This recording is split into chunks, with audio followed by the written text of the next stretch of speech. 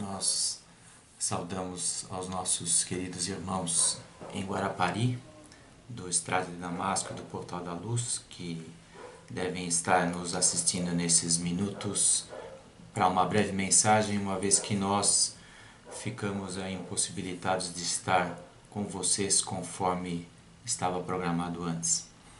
Mas, em primeiro lugar, nós desejamos que Deus abençoe o esforço de cada um e queria aproveitar a oportunidade para nós comentarmos um pouquinho sobre a nossa Aliança Espírita Evangélica e o sentido que ela tem em nossas vidas, de cada um de nós que temos participado das suas atividades. Eu penso que é interessante nós nos situarmos no tempo. Talvez uma das lições mais claras e simples esteja no primeiro capítulo do Evangelho segundo o Espiritismo, quando Kardec organiza a progressão das 3 revelações espirituais que a nossa civilização recebeu. A primeira, a do Deus único, que se desenvolveu com as ideias da família do patriarca Abraão, culminando na organização de uma nova sociedade liderada por Moisés, onde o reconhecimento a Deus e a obediência às suas leis eram a base e são a base até hoje.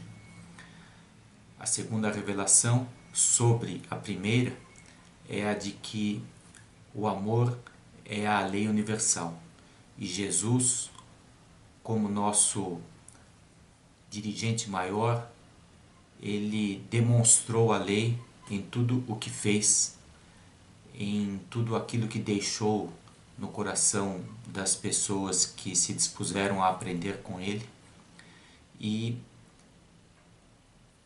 indicou um caminho de libertação para que nós não ficássemos restritos às regras e formalidades da forma de expressar a religião como havia naquela época e como existe ainda até hoje, para que nós possamos amar a Deus através daquilo que fazemos de bom para nossos irmãos.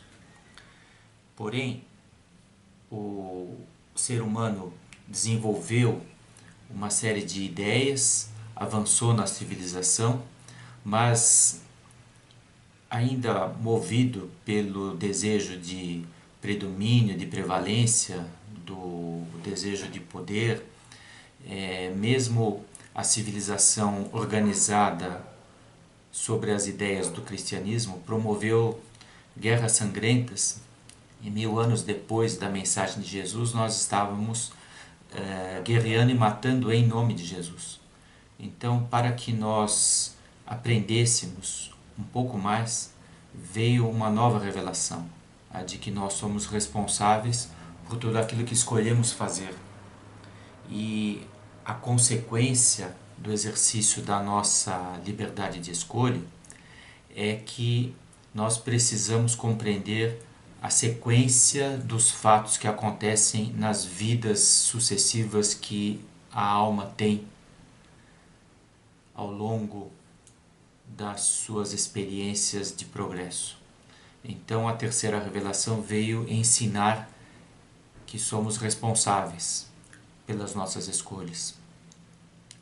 E esta ideia veio na França com a organização da doutrina espírita e depois necessitou de um campo onde pudesse expandir as suas ideias, porque a Europa do século XIX, logo na sequência, foi tomada por uma série de guerras entre nações, e é por isso que a espiritualidade superior providenciou para que o Brasil fosse a pátria onde as condições para as ideias da terceira revelação pudessem se desenvolver. É por isso que a nossa pátria ela ofereceu um amplo campo para a ampliação da atividade da doutrina espírita, e nós pudemos fazer isso graças a muitos missionários que reencarnaram aqui entre o século XIX e o século XX, se espalharam pelo país e construíram uma rede social de trabalho de ajuda e de esclarecimento. Então, a partir de Bezerra de Menezes, no Rio de Janeiro, no século XIX, e depois, no final desse século, início do século XX, com a atuação de Eurípides, de Caibar Schutel, de José Petitinga, de Anália Franco, de Francisco Bastos, de Batuíra, foram pessoas que organizaram uma rede de esclarecimento doutrinário associada com apoio e assistência social. Isso desenvolveu uma respeitabilidade para a atividade espírita que venceu o preconceito religioso. Porém, nós não podemos ficar à espera de missionários que reencarnem e abram a estrada para nós. Nós precisamos também fazer a nossa parte. Chegou um momento em que o movimento espírita precisava fazer esse trabalho de formiguinha, cada um colocando uma contribuição, colocando um tijolinho para erguer uma estrutura mais avançada. E é por isso que a contribuição do Armon, primeiro na época em que a Federação Espírita do Estado de São Paulo estava se organizando e ele conseguiu estruturar a atividade de receber e orientar pessoas, até o momento em que a espiritualidade oferece, logo após aquele trabalho incansável das vibrações coletivas durante a Segunda Guerra Mundial, poucos anos depois, esse grupo responsável pelas vibrações e sob a orientação da Fraternidade do Trevo e do venerável dirigente Razin, oferece para nós um programa de uma escola de iniciação espiritual, a nossa escola de aprendizes do Evangelho. Durante 20 anos, a escola demonstrou que é um caminho para o esclarecimento e principalmente para que as pessoas possam aprender a se conhecer e iniciar a sua transformação para o bem. Se nós verificarmos 3 perguntas do Livro dos Espíritos, nós vamos ver ali os pontos sobre os quais a escola se baseia. Na questão 132, Kardec pergunta qual é a finalidade da vida e os Espíritos dizem que é para a alma se depurar, ou seja, para nós evoluirmos. Na pergunta 625, reconhecendo a dificuldade desse processo, Kardec pergunta se Deus não deu um modelo para nós seguirmos, e os Espíritos respondem que o modelo e guia para a humanidade é Jesus. E na pergunta 919, pede ainda Kardec um método, e é Agostinho que diz que nós precisamos conhecer a nós mesmos e para isso há necessidade de um método diário, de busca da nossa consciência. Porém, o difícil é fazer isso todos os dias porque isso não faz parte da nossa estrutura de vida. E é por isso que a Escola de Aprendizes se propõe a ser uma escola iniciática, para transformar valores de uma maneira irreversível. Então, durante 3 anos, nós mergulhamos num processo onde, pontualmente, durante 90 minutos, todas as semanas, nós transformamos o ambiente da Escola de Aprendizes do Evangelho numa espécie de templo onde nós podemos mergulhar no universo interior, rever os nossos valores e no espaço de uma semana entre uma aula e outra, fazermos experiências de observação sobre nós mesmos. Podemos escrever sobre essas experiências e podemos provocar algumas experiências, como é a oração pontual e sistemática, como é o compromisso com as 22 horas de nós nos ligarmos e dedicarmos a nossa atenção para o bem, que são as vibrações das 22 horas, como é abraçar um trabalho semanal e regular para que nós possamos dominar melhor o nosso tempo, que é o desafio do grau de servidor, e depois que é nos esforçarmos para sermos também uma boa referência na vida, que é o desafio de todo discípulo de Jesus. Bom, Esses são os graus da nossa iniciação e é a partir deste conjunto de ideias que a Escola de Aprendiz do Evangelho se tornou um caminho comprovado de transformação de pessoas para o bem. Agora nós estamos em plena era do Apocalipse, onde todas aquelas transformações extraordinárias que abalam os valores da sociedade estão acontecendo ao mesmo tempo. E é por isso que a necessidade de nós termos pontos que ajudem o ser humano nesse desafio da transformação interior, esses pontos precisam se multiplicar. É para isso que a Aliança Espírita Evangélica foi criada em 1973. Não era para ser uma nova federação, uma nova instituição no campo da doutrina espírita, da organização das sociedades espíritas, e sim uma rede de apoio mútuo, onde os centros que decidem experimentar um caminho para mudança das pessoas para melhor se ajudam onde estiverem. E a formação dessa rede, que parece uma palavra nova, né? Nós falamos tanto em rede hoje, nesses tempos de internet. Em 1973, menos de 10 casas espíritas se reuniram para viabilizar aulas para as escolas de aprendizes do Evangelho em bairros afastados uns dos outros aqui na cidade de São Paulo. E depois isso foi se multiplicando, porque se percebeu que abriu a cabeça das pessoas, e o trabalhador espírita não era o trabalhador dentro das quatro paredes daquela casa. Ele devia àquela casa o seu processo de descobrimento e formação inicial, mas ele estava comprometido com a ideia. Então nós, trabalhadores espíritas, que temos a experiência com os caminhos de evangelização do ser humano, a evangelização infantil, a pré-mocidade, a mocidade espírita e a escola de aprendiz do Evangelho, podemos nos ajudar nessa rede de centros que adotou esse programa para que seja viável as aulas, o programa, as experiências, e para que possamos multiplicar centros espíritas que tenham essa experiência. É por isso que a aliança, que nasceu lá com menos de 10 casas espíritas, hoje nós temos 320 centros. O objetivo não é a quantidade. Nós somos muito pequeninos no universo de 14 mil centros espíritas que há no Brasil. Porém, nós desenvolvemos uma capacidade de nós nos ajudarmos em rede.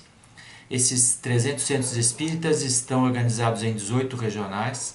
Essas regionais permitem que um centro ajude o outro, dando aulas, trocando experiências e permitindo que esse programa possa se multiplicar.